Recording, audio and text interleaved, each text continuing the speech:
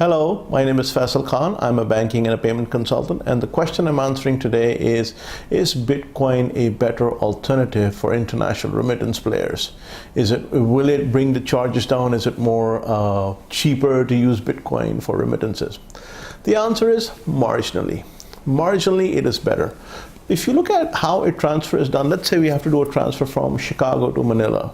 So in Chicago, you have to go to some Bitcoin exchange, and if to buy Bitcoin, you will then transport that Bitcoin or send that Bitcoin to an exchange in, let's say, Manila, which will then sell, the Bitcoin on the local exchange and give you the equivalent in Filipino pesos. In this transaction, you probably paid 0.5% fee for Bitcoin purchase in Chicago.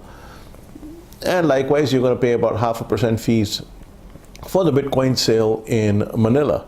And let's hope that during this time, the Bitcoin price does not fluctuate so as to cause you any negative impact.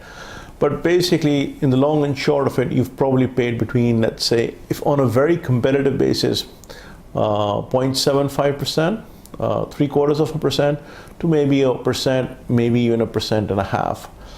Now, if you look at this saving or this cost that you have with respect to the saving you will do over a traditional remittance, how much is that? Let's say the Chicago to Manila corridor is operating at 3%. So you're going to save a lot. 3% on $1,000 is, $30. 1.5% on $1,000 is $15. So you save $15. And that may be big enough amount for you or not. If you're typically doing remittances for small amounts, then the savings aren't that big, especially if you plan to do it as a business where you are now have to incur compliance costs and the cost of KYC, etc. But if you're doing it on a one-off basis or sending money to your relatives, it may be cheap.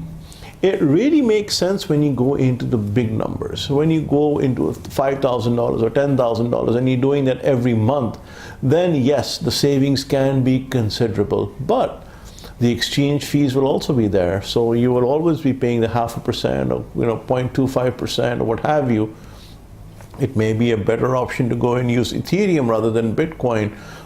Some exchanges may offer a lower transaction fee on Ethereum. But typically, if you're going to use a cryptocurrency like Bitcoin and Ethereum and the likes to do cross-border money transfer, the saving is marginal.